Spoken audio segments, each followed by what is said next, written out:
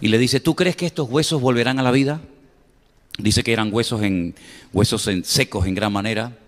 Y el profeta Ezequiel le dice al Señor, no lo sé, Señor, tú lo sabes. La Biblia nos dice que el Señor le da la orden al profeta Ezequiel de predicarles, de profetizarle a los huesos. Y dice que al final aquellos huesos se convierten en un ejército tremendamente poderoso. Y al final de esta visión del valle de los huesos secos, el Señor le dice, esta es la casa de Israel. Este es el pueblo de Israel, que llegará un momento en el que se levantará, recobrará vida espiritual y natural, y todas las naciones de la tierra glorificarán a Dios al ver que un pueblo que estaba prácticamente extinguido y muerto, pues vuelve a la vida, vuelve a levantarse, y el Espíritu de Dios se mueve en ellos, pues como en cualquier creyente, ¿verdad? Ese es el capítulo 37. Pero si vamos al capítulo 38 y 39, nos habla de que este pueblo, una vez que ya ha sido restaurado, una vez que ya está consolidado como pueblo y habitando en la tierra de ellos de toda la vida, pues al final de los tiempos va a ser atacado. Y ya entraríamos en lo que es escatología, ¿no? Entraríamos en lo que son profecías de largo alcance. Por supuesto, el pueblo de Israel ha librado y experimentado un montón de batallas. Jerusalén ha sido destruida unas cuantas veces y restaurada unas cuantas veces. El pueblo de Israel y prácticamente toda la historia del Antiguo Testamento es guerra tras guerra, matanza tras matanza. Si sumáramos todas las cifras de muertos que nos da el Antiguo Testamento que cayeron en batalla, la lista sería impresionante, ¿no? Pero al final de los tiempos, repito, una vez que Israel esté tranquilo, confiado y asentado en su tierra, un rey, un personaje, un líder político que la Biblia en este capítulo lo llama God, ¿vale? Dice la Biblia que Dios pondrá en su corazón, es Dios el que mueve los hilos, es Dios el que lo trae, y dice que desde el norte, sabemos que Israel hace frontera con muchos países, pero al norte hace frontera con Siria, uno de los peores enemigos que ha tenido siempre el pueblo de Israel. Bueno, por los altos del Golán, por las tierras del norte, Israel experimentará un ataque sin precedentes. Será un ejército. En el libro de Ezequiel no lo dice, pero Juan, cuando escribe el libro del Apocalipsis, da una cifra impresionante. ¿Alguien recuerda? 100 millones. 100 millones de soldados. Eso es una barbaridad. 100 millones de soldados, armados hasta los dientes, con el único objetivo de atacar Israel, apropiarse del país, a tomar posesión de la ciudad de Jerusalén. Y bueno, se lleva a cabo la famosa batalla de Armagedón. La batalla de Armagedón, para ir situando un poquito cronológicamente los acontecimientos finales, es una batalla que se lleva al final de la Gran Tribulación, no es algo que ocurre al principio. La Gran Tribulación son fundamentalmente 7 años, son los 7 años del libro de Apocalipsis, quitando el mensaje inicial a las iglesias, todo el resto del capítulo prácticamente está sin cumplir. Bueno, pues todas las profecías que leemos en el libro del Apocalipsis se cumplen, se llevan a cabo en un corto periodo de 7 años que conocemos como la Gran Tribulación. Tiempo que en el Antiguo Testamento también se le conoce con el nombre del tiempo de angustia de Jacob, o el tiempo de angustia de Israel, donde millones de soldados dirigidos por este líder llamado God, se unirán otras muchas naciones, y ahí se menciona naciones que en la actualidad tienen otro nombre. Se menciona, por ejemplo, a Cus, a Fut, y todas esas naciones son, por ejemplo, Turquía, Libia, Irán y otras naciones que se van a unir con Rusia, hablemoslo claro, con Rusia, que desde el norte atacará el pueblo de Israel. Vamos a leer el capítulo 38 y prestar atención a las palabras, porque es un capítulo profético muy interesante que tiene que ver con lo que hemos estado viendo el domingo, los acontecimientos finales. Vino a mí palabra del Señor diciendo: Hijo de hombre, pon tu rostro contra Gog en tierra de Magog, príncipe soberano de Mesec y Tubal, son regiones en el Cáucaso, en el norte de Israel, ya tirando hacia Rusia, y profetiza contra él. Y así ha dicho el Señor: he aquí yo estoy contra ti, oh Gog, príncipe soberano de Mesec y Tubal. Y te quebrantaré y pondré garfios en tus quijadas y te sacaré a ti y a todo tu ejército, caballos y jinetes de todo en todo equipados, gran multitud con paveses y escudos, teniendo todos ellos espadas. Persia, ahí está Irán, Cus y Fut con ellos, todos ellos con escudo y yelmo, bien pertrechados para la batalla, bien armados. Gomer y todas sus tropas. Si quieren saber un poquito más acerca de estos nombres, Mesec, Tubal, Gomer, etcétera, tienen que ir a los descendientes de Noé. En el libro del Génesis, ahí ustedes van a encontrar que los 3 hijos de Noé, cuando salen del arca, Sem, Can y Jafet, pueblan toda la tierra, ¿vale? Y unos van hacia el norte, otros van hacia Oriente Medio, otros van hacia África, y ahí pueden ver ustedes dónde están esas naciones y cómo se volvió a repoblar la tierra a través de los hijos. Estos son descendientes de los hijos de Noé, ¿vale? La casa de Togarma, de los confines del norte y todas sus tropas, muchos pueblos, contigo. Estamos en el versículo 37, déjame leer aquí directamente. Prepárate y apercíbete tú y toda tu multitud que se ha reunido a ti, y sé tú su guarda o su guía. De aquí a muchos días serás visitado, al cabo de años vendrá la tierra salvada de la espada, recogida de muchos pueblos, esta es Israel, a los montes de Israel, que siempre fueron una desolación, mas fue sacada de las naciones y todos ellos morarán confiadamente. ¿Sí? Cuando menos te lo esperas es cuando van a atacar. Subirás tú y vendrás como tempestad, como nublado para cubrir la tierra, serás tú y todas tus tropas y muchos pueblos contigo. No viene él solo, sino viene acompañado de naciones árabes, de naciones del norte de Israel, incluso algunas naciones de Europa, etc. Así ha dicho el Señor: en aquel día subirán palabras en tu corazón y concebirás mal pensamiento. Y dirás: subiré contra una tierra indefensa, iré contra gentes tranquilas que habitan confiadamente, todas ellas habitan sin muros y no tienen cerrojos ni puertas. Así es como están muchas casas en Israel, aunque les parezca mentira. Sobre todo en el norte de Israel hay muchas casas que tienen la puerta abierta o la llave puesta, como se vivía antiguamente en las islas, incluso en La Gomera, que lo llegué a ver hace años. Pues así viven todavía en Israel muchas familias. Para arrebatar despojos y para tomar botín, para poner tus manos sobre las tierras desiertas ya pobladas, y sobre el pueblo recogido de entre muchas naciones, que se hace de ganado y posesiones, que mora en la parte central de la tierra. Israel es, geográficamente, en la geografía bíblica, es el centro del mundo, es el ombligo del mundo, como dicen ellos, ¿no? Sabá, Dedán y los mercaderes de Tarsis y todos sus príncipes te dirán: ¿has venido a arrebatar despojos? ¿Has reunido tu multitud para tomar botín, para quitar plata y oro, para tomar ganados y posesiones, para tomar grandes despojos? Versículo 14. Por tanto, profetiza, hijo de hombre, y di a Gog: así ha dicho el Eterno, el Señor, en aquel tiempo cuando mi pueblo Israel habite con seguridad, ¿no lo sabrás tú? Vendrás de tu lugar, de las regiones del norte, tú y muchos pueblos contigo, todos ellos a caballo, gran multitud, poderoso ejército. Subirás contra mi pueblo Israel, ya ahí más claro agua, ahí ya no hay género de duda. Subirás contra mi pueblo Israel como nublado para cubrir la tierra, será al cabo, al fin de los días, y te traeré sobre mi tierra. ¿Quién lo trae? Lo trae Dios. Dios lo trae, Dios lo mueve. Dios pone en su corazón que ven a atacar el pueblo de Israel, para que las naciones me conozcan. Ese es el objetivo. Ese es el objetivo.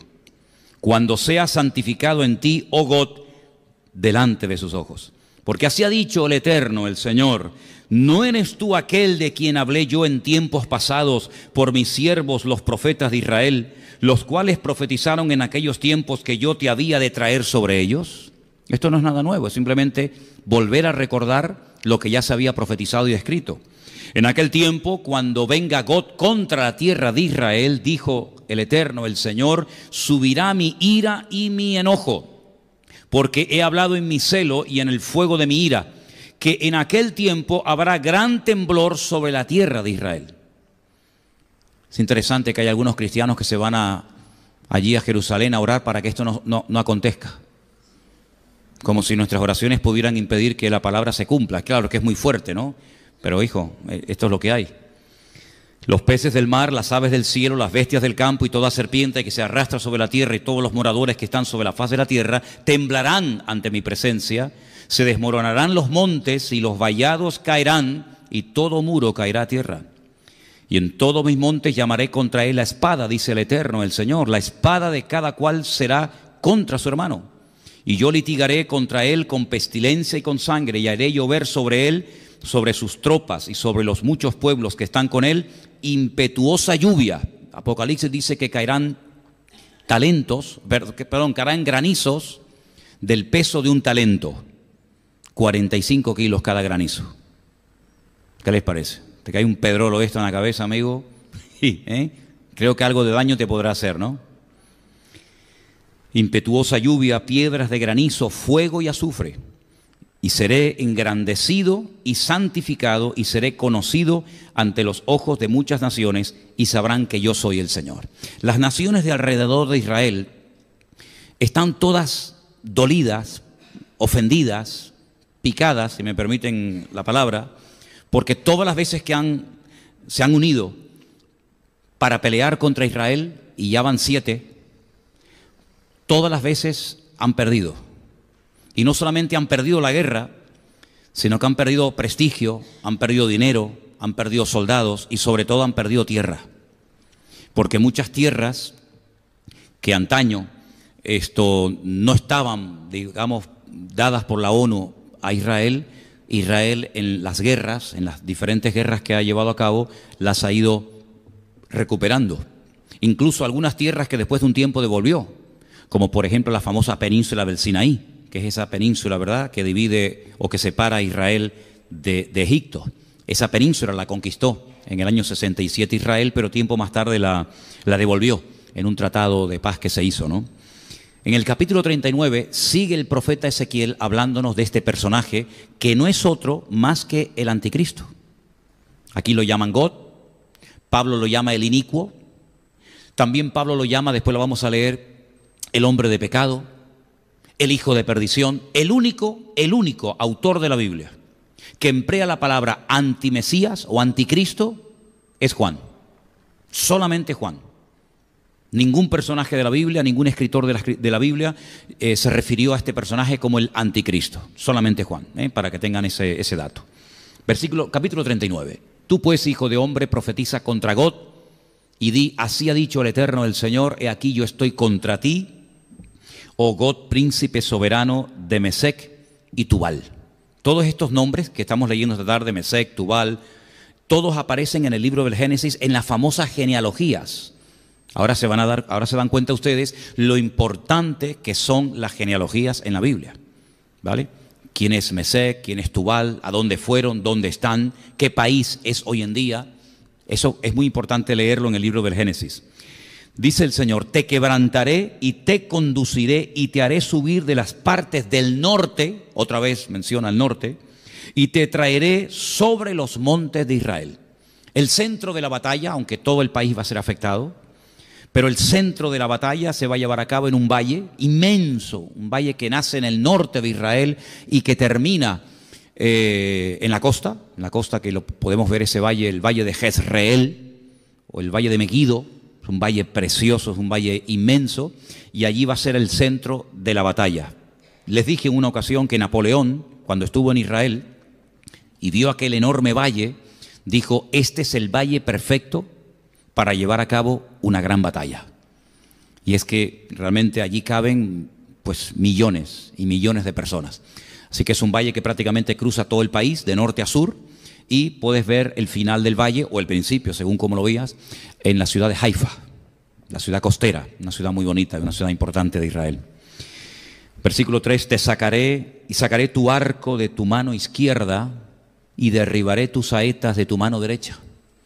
Sobre los montes de Israel caerás. Fíjate, aún no había nacido este hombre y ya el Señor le dice lo que va a hacer, dónde va a ser, cómo va a morir y hasta dónde va a ser enterrado. Es que la Biblia cuenta el futuro como si fuera pasado, como algo que ya ha ocurrido. Fíjate que le dice, sobre los montes de Israel caerás tú y todas tus tropas. Los pueblos que fueron contigo, a aves de rapiña de toda especie y a las fieras del campo, te he dado por comida. Es increíble. Versículo 5. Sobre la faz del campo caerás, porque yo he hablado, dice el Eterno, el Señor. Enviaré fuego contra Magot y sobre los que moran con seguridad en las costas, y sabrán que yo soy el Señor. Haré notorio mi santo nombre en medio de mi pueblo Israel, y nunca más dejaré profanar mi santo nombre, y sabrán las naciones que yo soy el Eterno, el Santo de Israel. Después de esta batalla ya no habrá género de dudas de que todas las naciones de la tierra tendrán bien claro que el único Dios que controla, que gobierna, que dirige al mundo es el Eterno, es el Señor, nuestro Dios. Haré notorio mi santo nombre en medio de mi pueblo, nunca más dejaré profanar mi santo nombre. Versículo 8, he aquí viene y se cumplirá, dice el Eterno, el Señor, este es el día del cual he hablado. Esto todavía no se ha cumplido, estamos leyendo algo que aún no se ha llevado a cabo. Los moradores de las ciudades de Israel saldrán y encenderán y quemarán armas, escudos, paveses, arcos, saetas, dardos de mano y lanzas, y los quemarán en el fuego por 7 años.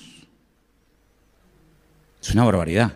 7 años prendiéndole fuego a todo el armamento que Gog y todas las naciones que le van a acompañar llevarán a cabo durante 7 años la destrucción de estas armas. Sí, es algo descomunal, algo que jamás en la historia ha ocurrido, ¿no? 7 años quemando el armamento. No traerán leña del campo ni cortarán de los bosques, sino que quemarán las armas en el fuego y despojarán a sus despojadores y robarán a los que les robaron, dice el Eterno, el Señor. Esto ya pasó. Es muy importante ver cómo a veces en la historia lejana, distante, ya ha ocurrido algo que nos indica cómo puede ser el futuro que estamos leyendo en esta tarde. Por ejemplo, el gran imperio de Egipto, el faraón, el emperador de Egipto, una potencia militar tremenda. Pánico le daba a las naciones ser atacada por Egipto. Era un imperio tremendo, sus pirámides, sus templos, etc. ¿Quién iba a pensar que un puñado de esclavos iban a humillar al faraón, al imperio más poderoso de la tierra? Y no solamente lo iban a humillar en cuanto a su vida espiritual, sino que iban a dejar el país destruido, totalmente destruido, las cosechas, los animales, incluso hasta el heredero, el hijo del faraón, murió en la última plaga porque era el primogénito, y al no pintar con la sangre del cordero la puerta de su casa, los postes y el dintel, el ángel de la muerte entró y mató al heredero. El faraón vio la destrucción de todo el país. ¿Quién diría que un pueblo de esclavos Dios lo iba a sacar de una forma tan poderosa? Y ojo, la última noche el Señor le dice, vayan por las casas de los egipcios y pídanle que les den oro, plata. Bueno, al fin y al cabo les debían 400 años de sueldo, no le habían dado el finiquito a Israel. Entonces en la última noche cobren lo que no han cobrado, lo que no les han pagado durante 400 años, que lo paguen en una sola noche. Dice que despojaron a los egipcios, se quedaron arruinados, totalmente destruidos. ¿De dónde se creen ustedes que sacó Israel tanto oro para posteriormente construir el tabernáculo en el desierto? Dice que con los arcillos de las mujeres hicieron un becerro de oro. Y un becerro es un bicharraco, un animal bien grande. Solamente con los arcillos y con los aretes hicieron un becerro de oro. ¿Cuánto costaría ese becerro de oro al peso hoy en día, no? Una fortuna. Pues le quitaron todas las posesiones a los egipcios, los dejaron totalmente arruinados, y por eso dice aquí que nuevamente, pues ellos van a despojar a sus despojadores y a los que les robaron también. Verso 11. En aquel tiempo, esto es muy interesante este dato, en aquel tiempo yo daré a Gog lugar para sepultura allí en Israel. El valle de los que pasan al oriente del mar, y obstruirá el paso a los transeúntes, pues allí enterrarán a Gog y a toda su multitud, y lo llamarán el valle de Hamón Gog, esto es la multitud de Gog. Ayer hablamos, Elena y yo, de algo que me ha llamado siempre mucho la atención. Por ejemplo, si ustedes van a Londres, ustedes van a encontrar estatuas por todas partes. Hay una estatua de Churchill, hay estatuas levantadas, monumentos conmemorativos a los soldados que tomaron parte en la Segunda Guerra Mundial. Ellos los países levantan estatuas a sus próceres, a sus líderes. En Israel no vas a encontrar ni una sola estatua de nadie. Y me decía Elena, no, espera, yo he visto en Israel una sola estatua. Una estatua en el monte de Sión al rey David, con un arpa. Pues ya no está. Saben que hace 2 o 3 viajes que hemos hecho allí, ya la estatua de David la quitaron. No hay estatuas ni a David, ni a Salomón, ni a ningún rey, ni a ningún general, ni a ningún soldado, ni a ningún héroe. No hay estatuas en todo el país de Israel con figura humana. Hay monumentos y tal, pero con figura humana, como podemos ver aquí o en Venezuela, Simón Bolívar o Sucre o Miranda o sabe Dios quién. Bueno, había unas de Franco que ya las quitaron también y hasta el caballo se lo llevaron. Pues en Israel no hay estatuas. Entonces, ¿cómo recuerdan ellos a los difuntos? ¿Cómo recuerdan ellos a los que dieron la vida por la patria en una guerra o a sus hombres valientes? Pues cada año, como ahora, ayer o antes de ayer, celebraron el Yom HaZikaron, que es el día del recuerdo de todos los que han caído en combate, todos los que han caído en batalla, y se para el país y la gente sale de los coches y se suenan las sirenas por todo el país y la gente se pone firme, porque es un homenaje a todos los que han dado su vida por el país. Y también se recordó la Shoah, que es el día del holocausto nazi. Es decir, que si en ese día no se hace una reunión especial con el presidente, con músicas, con militares y tal, no hay ninguna forma de ir por el país viendo, mira, aquí hay una estatua de fulanito o una estatua. No hay estatuas por ninguna parte del país, por ninguna parte. Entonces dice la Biblia que la única manera de saber que allí, por el tema de no te harás imagen ni ninguna semejanza de lo que está arriba en el cielo, ni abajo en la tierra, ni debajo de la tierra, por ahí van los tiros, la única manera de recordar a las personas que han muerto es pues yendo al cementerio. Dice la Biblia que allí Dios le tendrá un lugar preparado para que entierren a este personaje. Mira tú por dónde. No nació allí, pero lo enterrarán allí como testimonio de decir, hasta aquí llegaste, amigo. La casa de Israel los estará enterrando 7 meses para limpiar la tierra. Claro, 200 millones o 100 y pico millones de soldados no se entierran en 2 días. 7 meses enterrando muertos. Eso es una barbaridad. Y 7 años prendiéndole fuego a todo el armamento estará Israel. 7 años, 7 meses, ¿qué te parece? Algo increíble.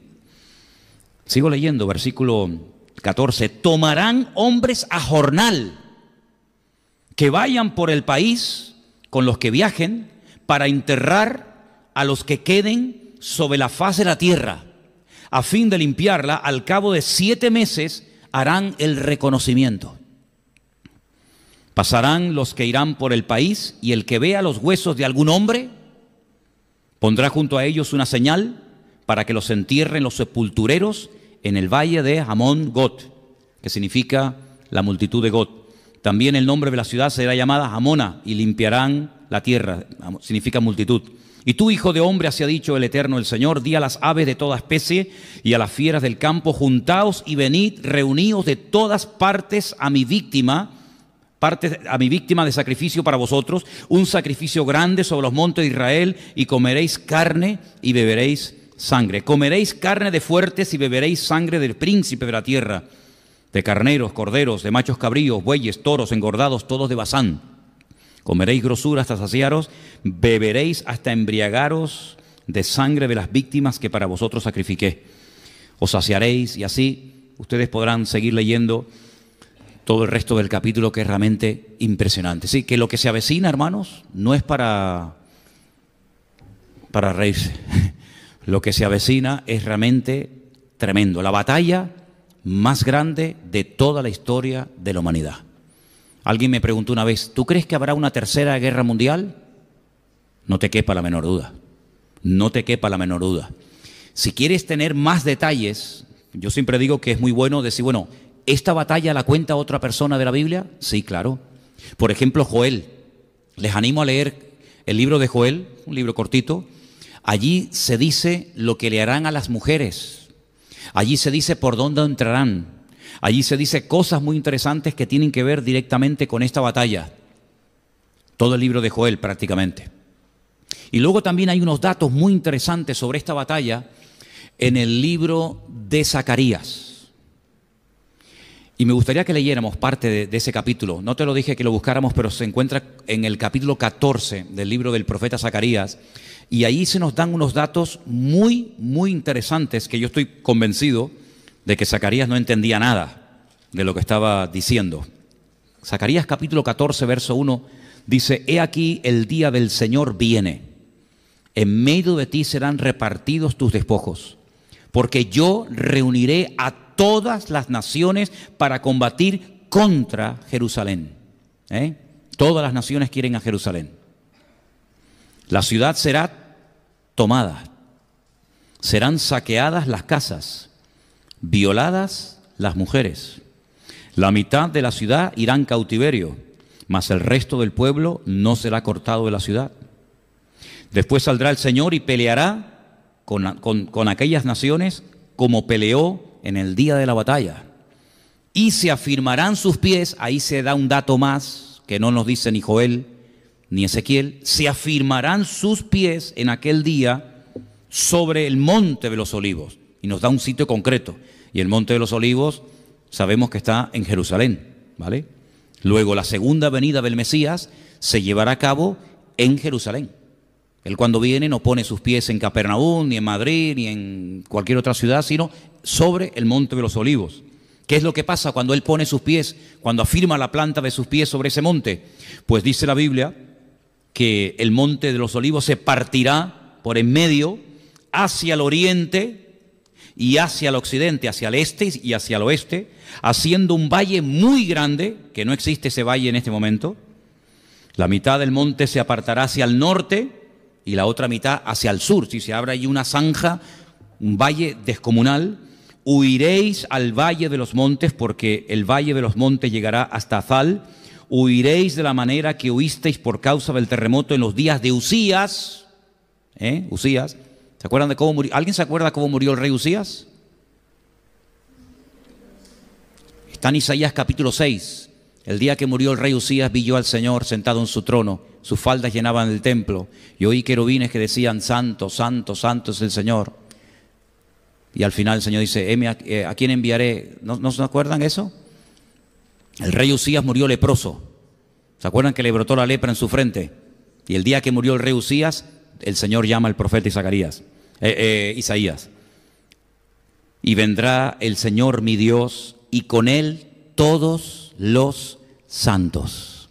San Pancracio, la Virgen de Guadalupe, ¿no? Todos los santos vendrán con el Señor. Luego ya estaban con Él. Si vienen con Él, es porque ya estaban con Él. Si no, ¿cómo van a venir los que no están con Él? Daros cuenta de los detalles. El Señor viene, pone sus pies sobre el monte de los olivos, pero Él no viene solo.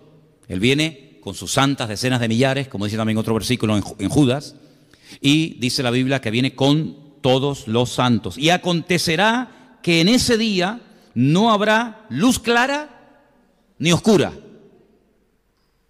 ¿Usted lo entiende? Yo no.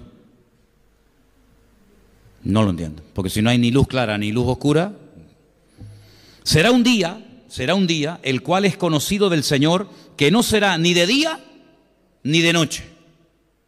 Ahora lo entiendo menos. Porque puede haber mucha luz o poca luz, pero si no es de día ni de noche, ¿qué es entonces? Solamente ese día sabe el Señor cómo será. Porque para nosotros o es de día o es de noche. Será un día diferente. Será un día único. Es que vamos a ver tantas cosas, hermanos. Ustedes se creen que lo sabemos todo. Y cuando estemos en la presencia del Señor, vamos a darnos cuenta que no sabemos nada. Vamos a empezar de cero. Pero sucederá que al caer la tarde, habrá luz. Cuando cae la tarde, hay luz. Es como si al revés, ¿no? Cuando cae la tarde es de noche. Pero en este caso es al revés. Acontecerá también en aquel día que saldrán de Jerusalén aguas vivas. En Jerusalén no hay ríos, pero saldrán aguas vivas. La mitad de ellas hacia el mar oriental y la otra mitad hacia el mar occidental, en verano y en invierno. Sí, Jerusalén va a cambiar completamente, así que si quieren ver Jerusalén como está ahora, aprovechen para ir ahora, porque cuando venga el Señor va a ser completamente diferente. Habrá un valle inmenso, habrán aguas vivas, por lo tanto, vamos a conocerla ahora para compararla después con la que veremos, ¿no? El Señor será rey sobre toda la tierra. ¿Cuántos dicen amén? En aquel día el Señor será uno, y uno su nombre. Adonai Echad, dice la Biblia, ¿no? Toda la tierra se volverá como llanura, desde Geba hasta Rimón, al sur de Jerusalén, y ésta será enaltecida y habitada en su lugar, desde la puerta de Benjamín hasta la puerta primera, hasta la puerta del ángulo, y desde la torre de Ananeel hasta los lagares del rey. Morarán en ella y no habrá nunca más maldición, sino que Jerusalén será habitada confiadamente. ¿Ve? Aquí ya viene también la restauración.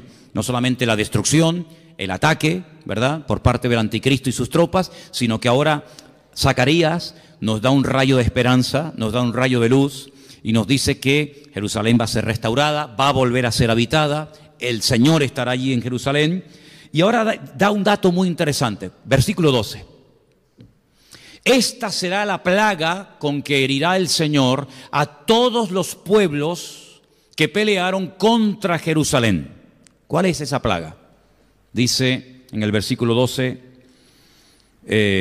la carne de ellos se corromperá estando ellos sobre sus pies. Así que no han muerto, están de pie.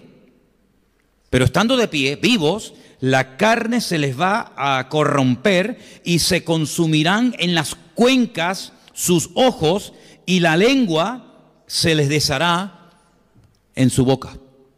Esto es o un ataque nuclear o un ataque bacteriológico. Algo, un arma rara que no la hemos visto, que lógicamente nunca se vio en la Biblia a nadie que muriera así.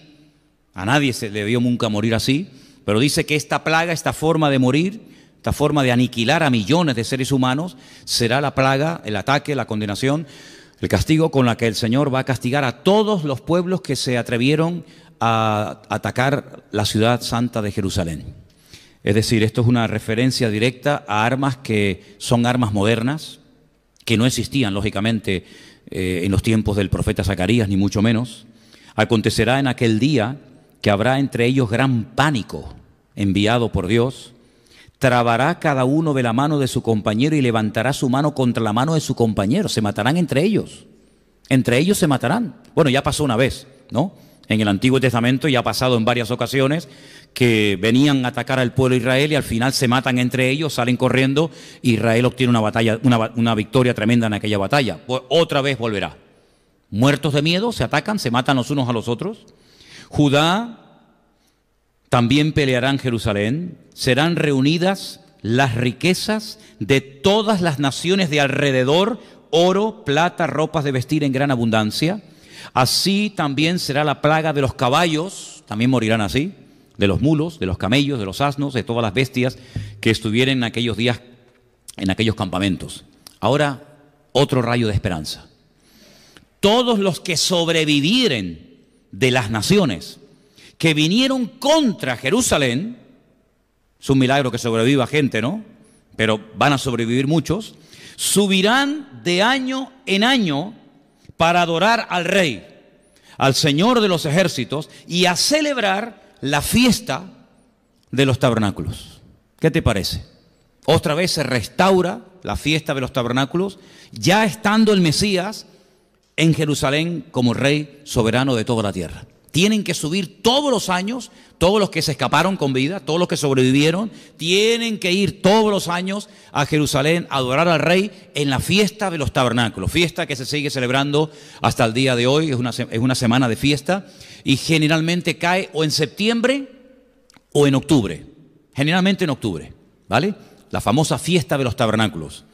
Una fiesta que les recuerda la peregrinación por el desierto. Tienen que construir una cabañita, una cosita de madera y estar allí viviendo y comiendo durante una semana. Y es una fiesta que dice la Biblia que se celebrará y tienen que subir las naciones a adorar al rey justamente en esa época. Sigo leyendo. Acontecerá que los de las familias de la tierra que no subieren a Jerusalén, luego la voluntad no les queda anulada, porque habrá algunos que dicen, yo no voy a subir a Jerusalén para adorar al rey, al Señor de los ejércitos, no vendrá sobre ellos lluvia. Interesante, ¿no? ¿No quiere subir? ¿No quieren adorar al rey? Durante un año no va a caer ni una gota de agua en tu tierra, en tu país. Ya me contarás. ¿Qué te parece? Si la familia de Egipto no subiere y no viniere, sobre ellos no habrá lluvia. Vendrá la plaga con que el Señor herirá las naciones que no subieren a celebrar la fiesta de los tabernáculos. Esta será la pena del pecado de Egipto y del pecado de todas las naciones que no subieren para celebrar la fiesta de los tabernáculos. En aquel día estará grabado sobre las campanillas de los caballos, santidad al Señor. Las ollas de la casa del Señor serán como los tazones del altar, y toda olla en Jerusalén y en Judá será consagrada al Señor de los ejércitos, y todos los que sacrificaren vendrán y tomarán de ellas y cocerán en ellas, y no habrá en aquel día más mercader en la casa del Señor de los ejércitos. ¿Cuántos dicen amén? Es impresionante la cantidad de información que el Señor nos ha dado a través de diferentes profetas del Antiguo Testamento. Solamente he mencionado a 3, a Joel, que no le hemos leído, un poquito de Zacarías y un par de capítulos de Ezequiel. La información que tenemos acerca de lo que viene es impresionante. Muchísima gente ignora todo esto. Mucha gente piensa que las cosas van a arreglarse, que todo el mundo se va a portar bien, que los árabes van a ser buenos, que Rusia va a decir, bueno, ¿para qué queremos seguir conquistando? Vamos a quedarnos en nuestra tierra. Pero si dijéramos eso, si enseñáramos eso, el buenismo, ¿no? Que viene una época buena, que no va a pasar nada, pues nos estaríamos engañando. Y estaríamos engañando a la vez a la gente. La Biblia nos habla de que va a haber guerras. Ya lo dijo el Señor, lo leímos el domingo, el capítulo 24 de Mateo, ¿se acuerdan? Y Lucas 21. Guerras, rumores de guerras, reino contra reino, nación contra nación. Algo increíble. Padres contra madres, nueras contra suegras, hijos contra padres, padres contra hijos. Realmente la maldad del ser humano no conoce límites. Y dice la Biblia que cuando estas cosas, no esta batalla en sí, porque esto es al final, pero cuando estas cosas comiencen a suceder, erguid vuestras cabezas porque sabed que vuestra redención está cerca. Y él dice que es como los dolores a la mujer que está de parto. Ahora, va a llegar un momento, y vamos a leerlo ahora, va a llegar un momento en el que la gente se va a confiar, se va a relajar. Va a llegar un momento en el que la gente dirá, por fin estamos tranquilos, por fin parece que todo está quieto, que todo se ha calmado. Pero miren lo que nos dice Pablo, porque Pablo es un hombre que en algunas de las cartas que él escribe, habla mucho acerca de los acontecimientos finales. Quiero llevarles a Primera de Tesalonicenses, por favor. Primera de Tesalonicenses, el capítulo 5, unos versículos nada más. Primera de Tesalonicenses, capítulo 5, verso 1. Acerca de los tiempos y de las ocasiones no tenéis necesidad, hermanos, de que yo os escriba. Porque vosotros sabéis perfectamente, yo espero que también nosotros sepamos perfectamente, que el día del Señor, eso es un sinónimo, es una referencia a la venida del Señor, a los juicios de los últimos tiempos, vendrá como ladrón en la noche. Que cuando digan, escucha, paz y seguridad, este será el eslogan de la campaña del anticristo. Este será el eslogan de los partidos políticos en los últimos tiempos. Han visto los eslogans de los partidos en estos días, ¿no? El de Ciudadanos, ¿cuál era? Vamos. ¿A dónde? ¿A dónde vamos? El otro decía, la España que queremos. Serás tú, ¿no?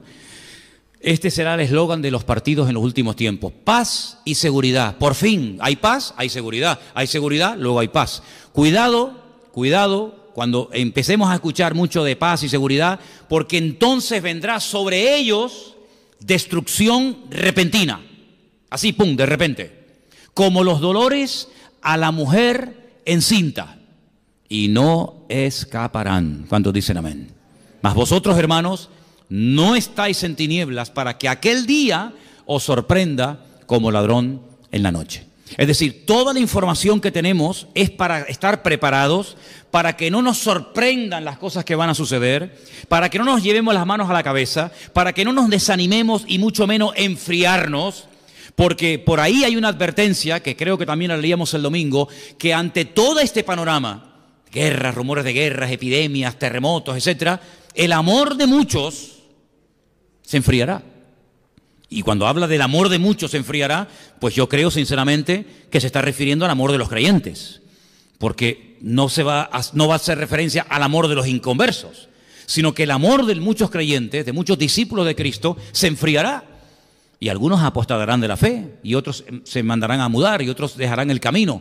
Pero el que persevere hasta el fin, ese será salvo, ¿vale? Entonces, dice la Biblia que esto es un principio de dolores, no es el fin, porque el fin no vendrá inmediatamente. Esa frase a mí me gustó muchísimo, justamente la leíamos el domingo. El fin, dice, no vendrá inmediatamente, vendrá, pero poco a poco, como los dolores a la mujer que está de parto y ya no hay marcha atrás, ¿verdad? Una vez que empiezan los dolores, amigo, ya se acabó.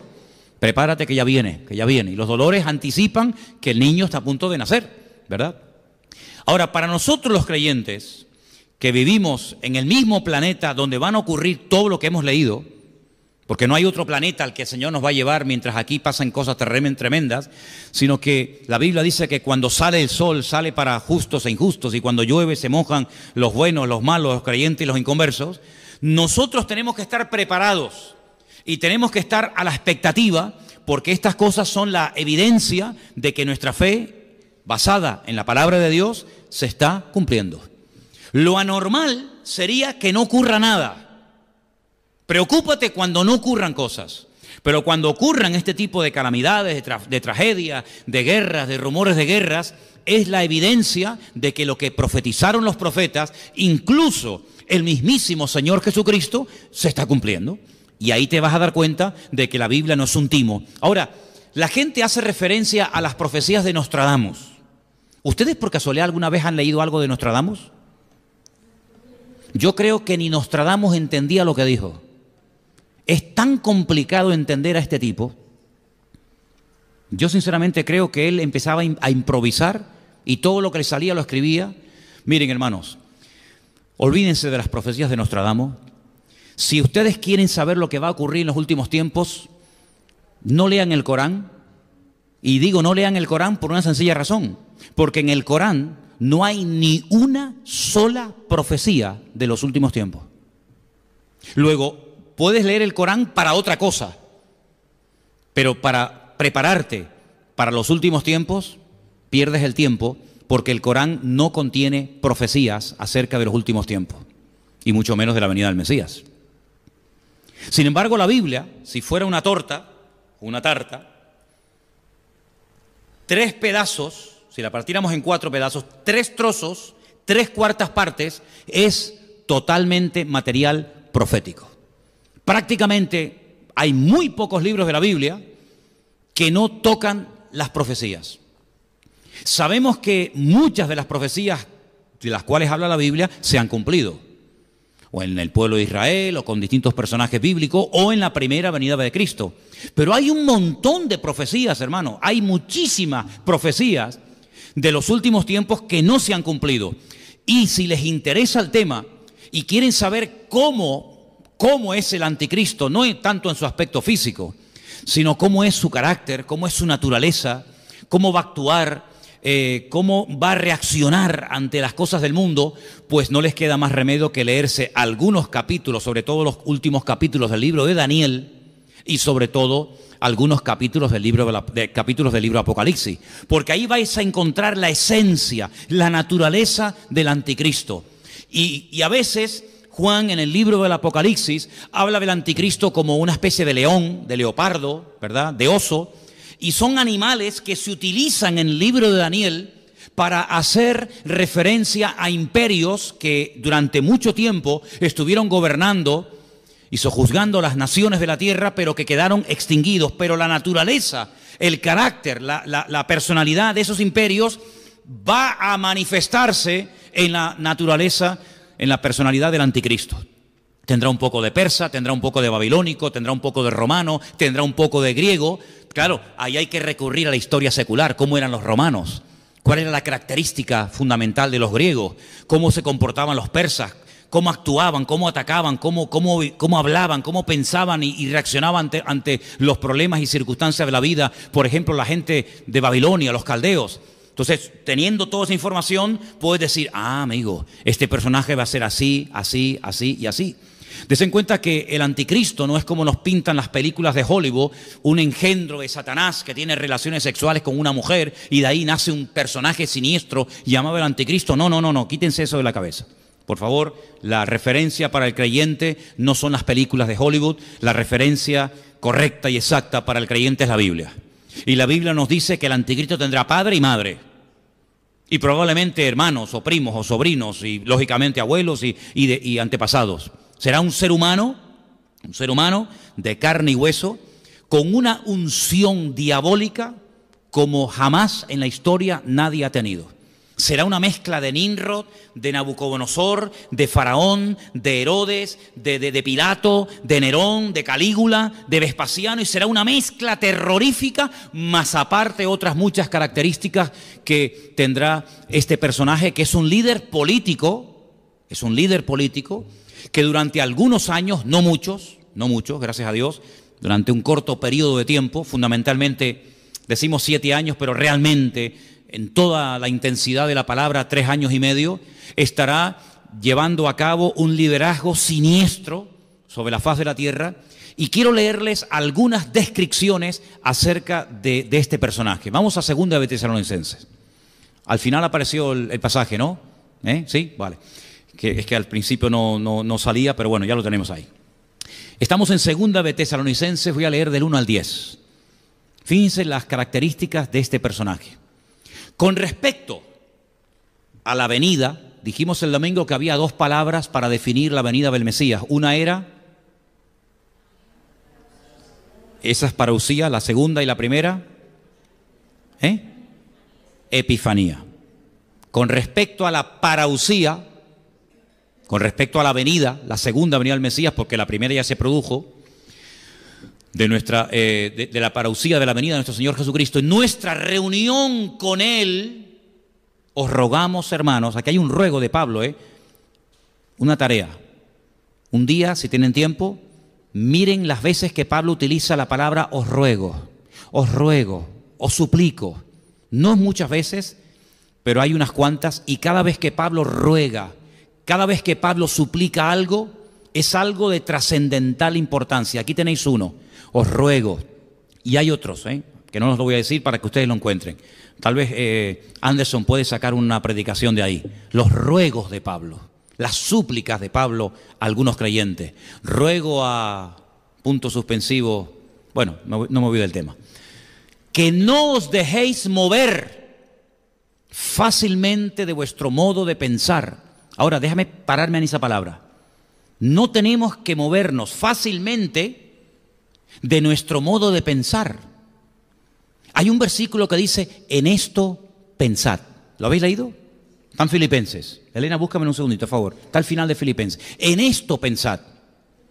Hay otro versículo acerca del pensamiento que nos dice que tenemos que llegar a tener la mente de Cristo. Eso es tremendo, ¿Cómo pensaba Cristo? Así es como nosotros deberíamos algún día llegar a pensar. Cristo nunca tuvo malos pensamientos. La mente de Cristo era una mente perfecta, totalmente centrada con la voluntad del Padre, ¿verdad?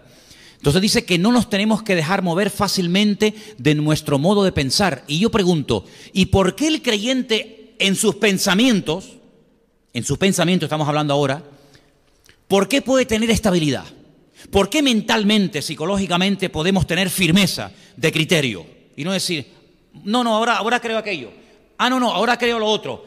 Porque la Biblia dice, y vuelvo otra vez a citar a Pablo, cuando yo era niño, yo hablaba como niño, pensaba como niño, juzgaba como niño.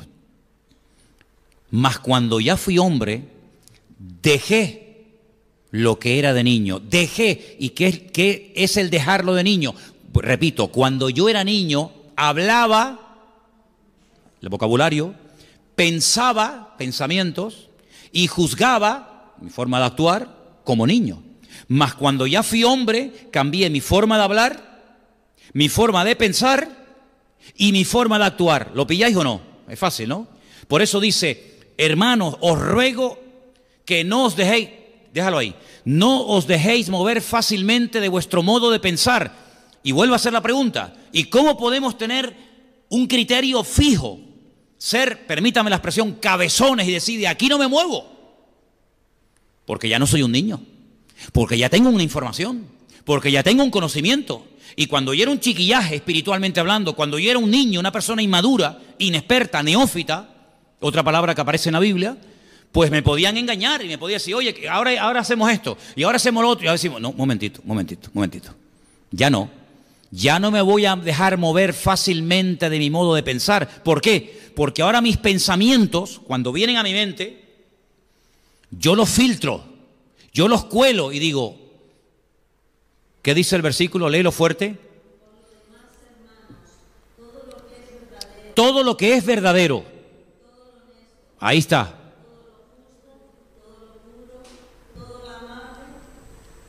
Todo lo que es de buen nombre. En esto pensar. Es decir, déjamelo ahí, déjame ese versículo ahí.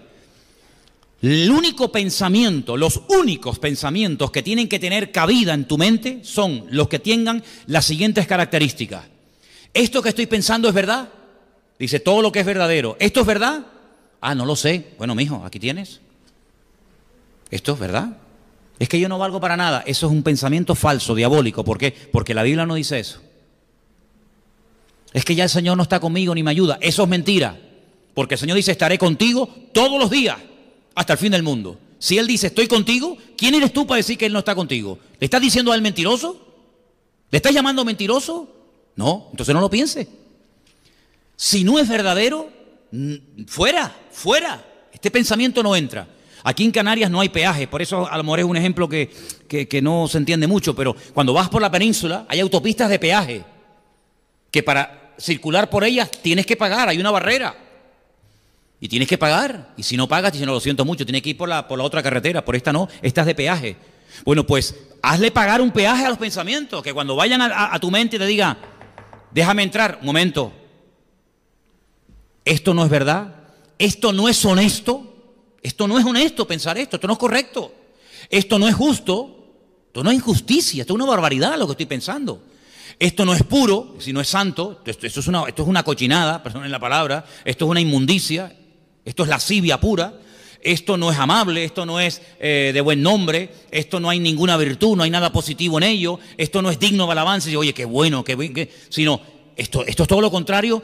Pues entonces ahí nos dice cómo limpiar la mente, pero yo creo, y me atrevo a decir, que esto no solamente es para que no entren malos pensamientos en nuestra vida, sino esto es para decir, oye, y esto que ya está dentro, lo voy a echar fuera. Porque a lo mejor no lo filtré adecuadamente y se me metió dentro, y ahora lo que voy a hacer es una limpieza de malos pensamientos, y a partir de ahora voy a tener sumo cuidado con lo que voy a pensar. Volvemos a Tesalonicenses, por eso Pablo dice, no os dejéis mover fácilmente de vuestro modo de pensar. Pero para no dejarme mover fácilmente de mi modo de pensar, tengo que ser maduro. Porque el niño fluctuante, el maduro tiene criterio propio y dice, no, eso no puede ser, eso no es verdad, eso no es justo, eso no es verdadero. ¿Me explico? Ni de vuestro modo de pensar, ni os conturbéis, y no te pongas nervioso. No te conturbe, no te perturbes. Mira, hay un versículo en Gálatas que me está abriendo ahora la cabeza. Cuando Pablo se entera, cuando él se va de la iglesia en Galacia y se entera de que han llegado algunos de Jerusalén enseñando cosas de judaísmo y de tradiciones humanas y pervierten a los creyentes, él les escribe una carta y dice, hermanos, ¿quién os ha predicado un evangelio diferente? ¿Quién? Dice, no es que haya otro evangelio diferente, sino que hay algunos que os pervierten. Y busqué esa palabra. Y hace referencia a cuando hay aguas que están quietas y abajo hay como lodo, como tierra, y de repente viene alguien y mueve todo, y se queda todo ese agua sucia. Es como cuando coges una pecera, ¿no?, y la mueves, ese agua tan limpita que había, donde veías todos los pececitos y tal, pues por el movimiento se queda todo sucio hasta que va cayendo todo al fondo y ya vuelve otra vez toda la normalidad y se ve bonito, ¿no? Pablo dice, alguien nos está moviendo, alguien nos está sacudiendo, que está pervirtiendo. Es como cuando el vino está bien tranquilo y de repente mueves el fondo y todo el pozo sale arriba. Dice, cuidado, que nadie te sacuda, que nadie te ponga nervioso, ni por espíritu, cuidado los que vienen a través del espíritu, ni por carta, ni por palabra, ni por carta, como si fuera nuestra, en el sentido de que el día del Señor está cerca. Ahora, esta carta se escribió antes del año 70 después de Cristo. Si Pablo dice antes del año 70 de la era cristiana que el día del Señor está cerca, hoy estamos en el año 2019, después de Cristo. Hoy estamos más cerca de ese día que cuando Pablo escribió esta carta a nuestros hermanos en Tesalónica, ¿sí o no? ¿Te das cuenta? Si esta gente en aquel tiempo, en el siglo I, vivía con la expectativa de que el día del Señor está cerca, el Señor viene pronto, el Señor viene pronto, ¿cuánto más tú y yo tenemos que vivir mentalizados de que el Señor, claro que viene pronto, no te quepa la menor duda? Queda cada vez menos tiempo para que se cumplan todas las cosas que estamos leyendo en esta noche. Nadie os engañe, en ninguna manera, porque también dice en Mateo 24 que nadie os engañe, porque vendrán muchos falsos cristos, y no se refiere a personas que se hacen pasar por Cristo, falsos ungidos. Recuerda que la palabra Cristo es la palabra hebrea Mashiach, que no es un nombre propio, es un título, es una característica. Vendrán falsos ungidos. ¿Y a dónde van los falsos ungidos? ¿Al estadio? ¿A dónde van los falsos ungidos? ¿Al supermercado? ¿A dónde van los falsos ungidos a compartir su falsa doctrina? ¿A dónde van? ¿A las iglesias? Los falsos ungidos no van por las calles. Los falsos ungidos entran dentro de las congregaciones para perturbar a los creyentes. Y Pablo dice, el Señor Jesucristo dice, vendrán falsos ungidos vestidos con pieles de oveja, aunque son lobos. Dice, pero no vendrá, nadie os engañe en ninguna manera, porque no vendrá sin que antes venga la apostasía, se manifieste, se dé a conocer el hombre de pecado. Ese es God. Este que está ahí, ese es God, ese es el anticristo. Daniel lo llama el cuerno pequeño, porque es un cuerno pequeñito que en una visión que él tiene de una bestia con 10 cuernos, de repente ve uno pequeñito que se levanta en medio de los 10 y empieza a hablar blasfemias, se levanta y hace guerra contra los creyentes. Y dice que vence de los 10 a 3, se quedan 7 al final, y por eso él lo llama el cuerno pequeño, pero es el mismo, el hombre de pecado, el hijo de perdición, el cual, este tipo, se opone. Eso es un anticristo, alguien que se opone, alguien que desplaza, que anula a Cristo, se opone y se levanta contra todo lo que se llama Dios o es objeto de culto. Él hace la guerra a todo el mundo, tanto que se sienta en el templo de Dios como Dios, haciéndose pasar por Dios. Ha habido diferentes opiniones a lo largo de la historia sobre la interpretación de ese versículo. ¿Qué significa, qué quiere decir Pablo cuando dice que este inicuo, este hijo de perdición, se sienta en el templo de Dios como si fuera Dios, haciéndose pasar por Dios? Algunos dicen, bueno, el templo de Dios somos nosotros. Pablo dice, no quiero que ignoréis que vosotros sois el templo del Espíritu Santo de Dios, el cual mora en vosotros. Pero eso es una mala interpretación. Porque ¿cuál es el lugar en el que se puede sentar el anticristo en el cuerpo de Cristo, en la iglesia? ¿Cuál? Algunos dicen el Vaticano. El Vaticano no existía en aquellos tiempos, ¿no? Tanto que se sienta en el templo de Dios, haciéndose pasar por Dios. Tenemos que buscar información paralela, porque con esto no nos queda clara la explicación.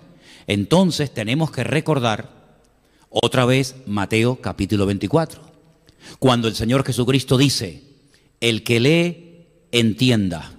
Como diciendo, ojo al dato, que lo que te voy a decir es una información muy importante.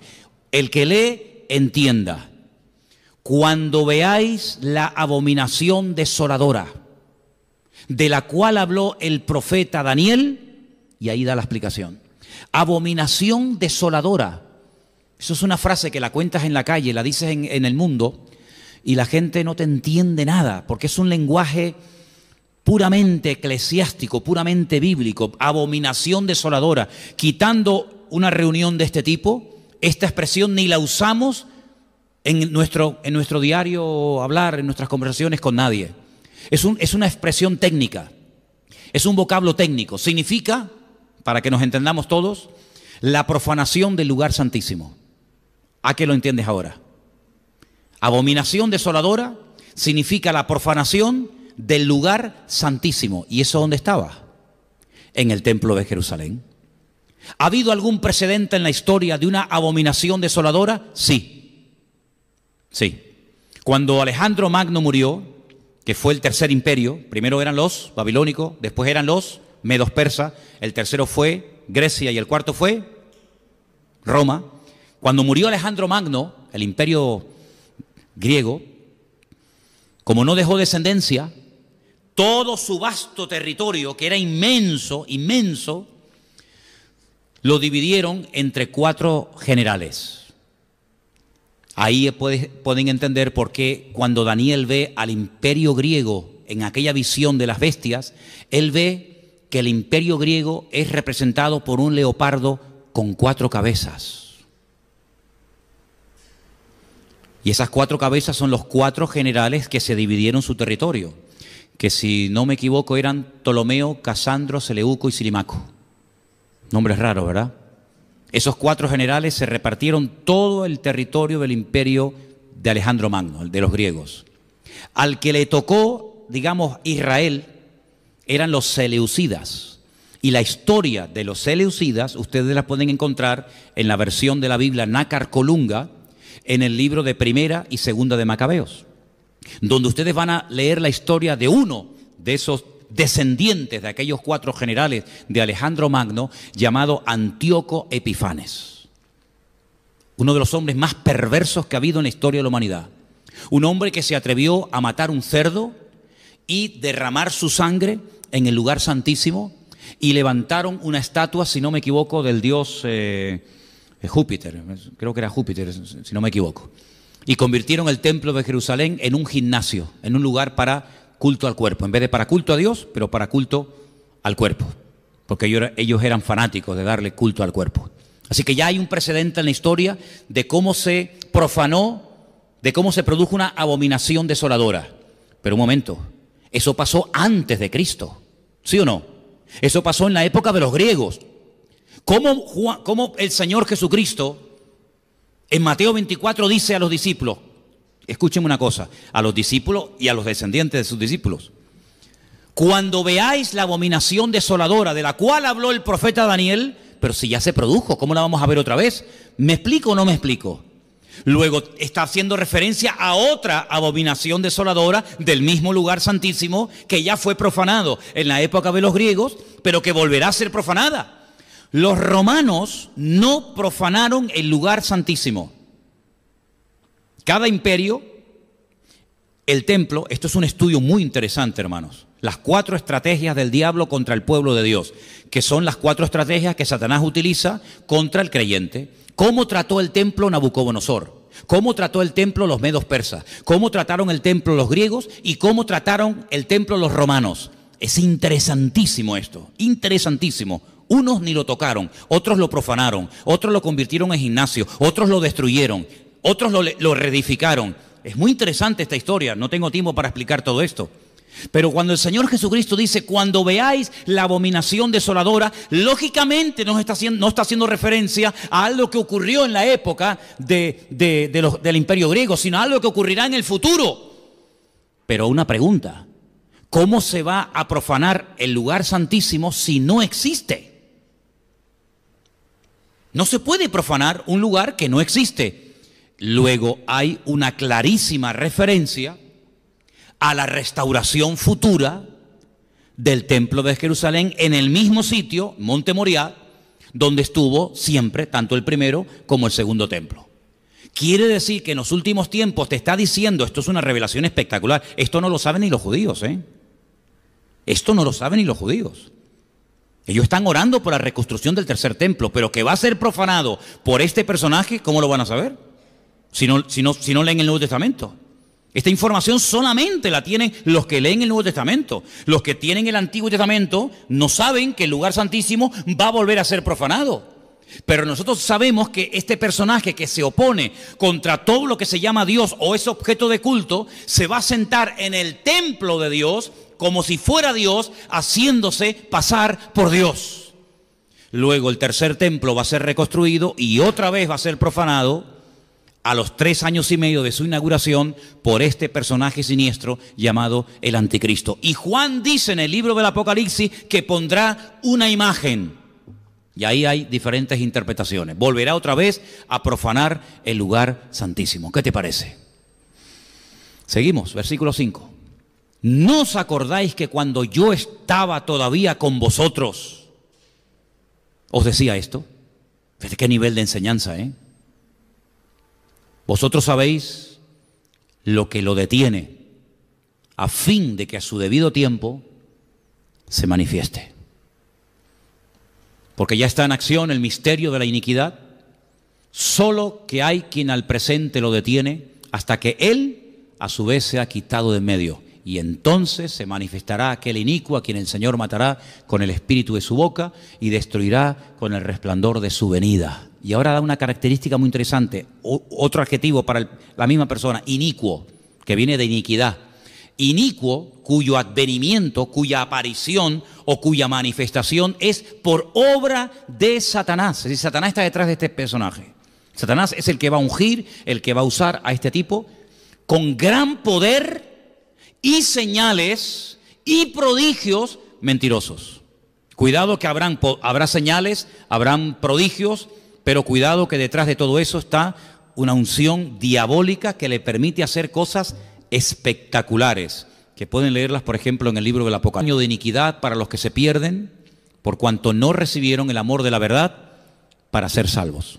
Como conclusión, porque se nos fue el tiempo, estamos a punto de ver en estos tiempos cómo se va a dar a conocer un personaje con una influencia mundial, que probablemente, y aquí tendríamos tela para rato, se levantará de lo que antiguamente ocupó y conquistó el antiguo Imperio Romano. Para los que lo sepan y para los que no, los territorios que ocupó el Imperio Romano fueron desde Portugal, incluyendo por supuesto España, el Finisterre, el fin de la tierra, toda Europa, incluida las Islas Británicas, toda Europa, todo el norte de África, todo lo que sería hoy en día el Magreb, Libia, Egipto, etcétera, y todo lo que es Oriente Medio, Siria, Líbano, para ellos la antigua Palestina o Filistea. De ese territorio, que es como una especie así de herradura, de ese antiguo territorio se levantará este personaje político que gobernará a las naciones con una crueldad terrorífica. Tendrá un poder militar ilimitado, tendrá un poder económico brutal y tendrá una unción o un respaldo espiritual tremendo. Porque hay otro personaje del cual no habla el Antiguo Testamento. Mira tú por dónde. Esto es curioso, Solamente el Nuevo Testamento del Anticristo o del inicuo, el Antiguo Testamento está plagado de profecías, pero no nos dice nada sobre el falso profeta. Solamente el Nuevo Testamento nos da esa información. ¿Te das cuenta cómo hace falta leer los dos porciones de la Escritura? Si no te quedas cojo. ¿Quién es el falso profeta? Es el líder religioso, el jefe de la publicidad, el que va a intentar llevar a la gente a los pies del anticristo para que terminen casi adorándolo y convirtiéndolo en una especie de Dios o de semidios. Y digamos que uno se va a encargar de las cuestiones políticas y otra de las cuestiones religiosas. Y de los dos nos habla mucho, largo y tendido, con infinidad de detalles, Juan, en uno de los capítulos, si no me equivoco, el 12 y el 13 del libro del Apocalipsis, donde te habla de su apariencia, de cómo habla, de cómo camina, de cómo actúa, etcétera, etcétera. Dice que tendrá apariencia de cordero, pero cuando abre la boca, la apariencia es una cosa, pero cuando abre la boca dice que es como un dragón. Y sabemos que el dragón es uno de los animales mitológicos que emplea el Nuevo Testamento para hacer referencia a Satanás, el dragón, la serpiente antigua. Entonces, estemos atentos, porque esto se va a dar de una forma tan normal. El mundo está clamando a gritos por alguien, da igual si es de izquierdas, de centro, de derecha, de ultraizquierda, de ultraderecha, de ultracentro, no sé si hay ultracentro, pero el mundo está como loco clamando por alguien que arregle la economía, por alguien que arregle los conflictos sociales, laborales y políticos del mundo. Y ese personaje se va a levantar con una unción diabólica. ¿Por qué tanta unción? ¿Por qué tanto apoyo del diablo? Y concluyo, porque es la última, y lo digo claro así, es la última oportunidad del diablo para convertir al mundo en sus esclavos o en sus siervos. Después ya no quedan más oportunidades. Es decir, lo probó con Alejandro Magno, lo probó con los Césares de Roma, lo probó con Hitler, lo ha probado de todas las maneras habidas y por haber. Y siempre de una manera u otra le ha salido el tiro por la culata. Ha usado filosofía, religiones, medios de comunicación, artistas, pintores, políticos, etcétera, pero todavía no ha logrado alcanzar sus objetivos. Satanás, negando su esencia, que es la primera vez en la historia que lo hace, el mentiroso, el padre de mentira, el que Jesús dijo que es un ladrón que viene a hurtar, a matar y a destruir, por primera vez en la historia, unge a este personaje político y viene ofreciéndole al mundo lo que el diablo no puede dar. Pero camuflado como ángel de luz le dice, dile que tú vienes a ofrecer paz y seguridad. Y la gente entrará al trapo, la gente se convertirá en masa y entonces comenzará a hacer una imitación del ministerio del Mesías, del ministerio de Cristo, donde Él comienza a marcar a todos sus seguidores, donde Él comienza a levantar y, entre comillas, a reconocer o a bendecir a todos aquellos que le adulan y que están a su alrededor, donde Él hace la guerra a todos aquellos que se levantan contra Él, que serán muchos.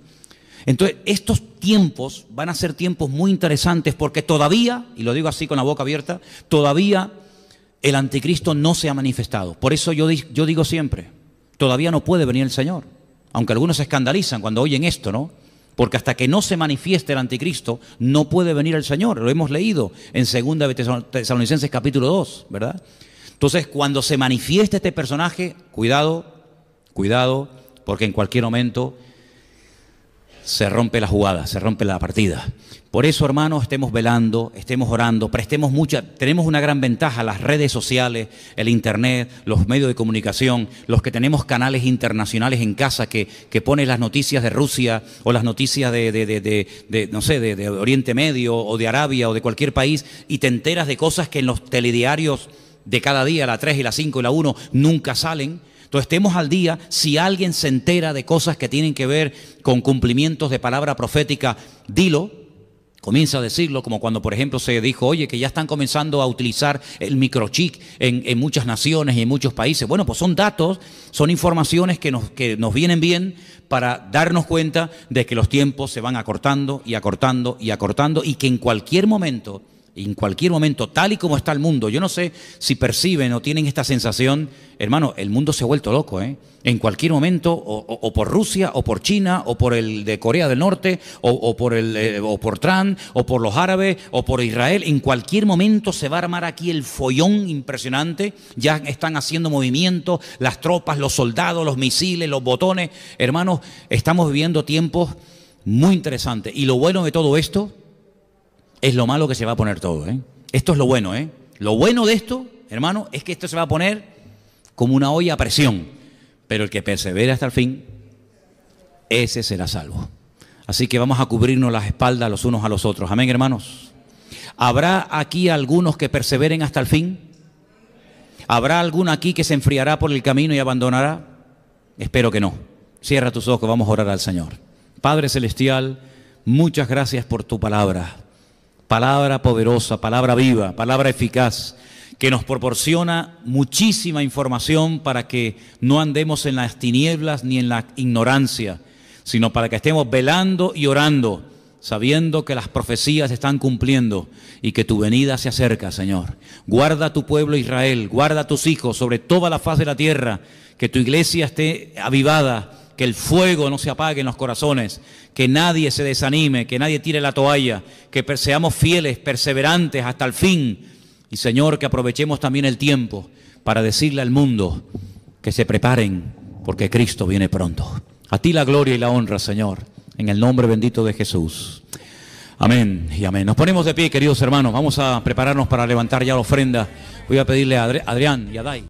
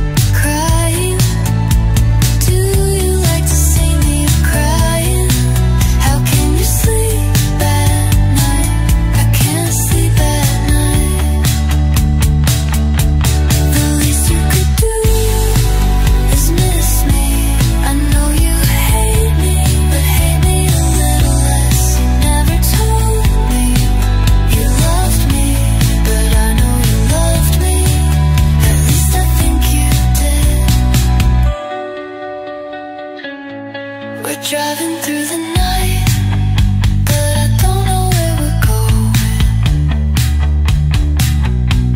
It's getting kinda late, and I'm feeling kind of nervous.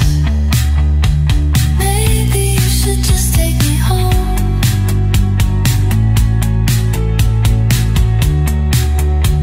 Maybe you should just take me home.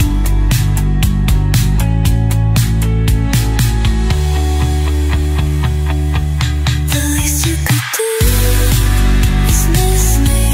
I know you hate me, but hate me a little less. You never told me you love me, but I know you love me. At least I think you. The least you could do is miss me. I know you hate me, but hate me a little less. You never told me you love me, but I know you love me. At least I think you did.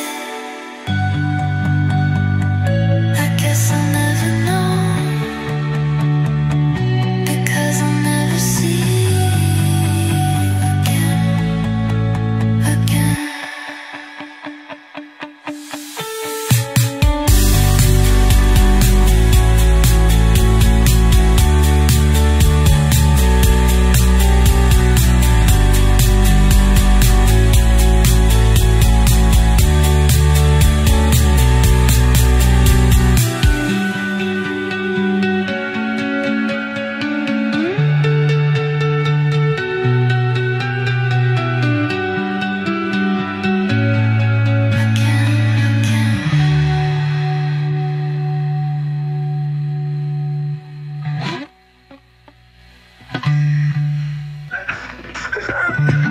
Don't ever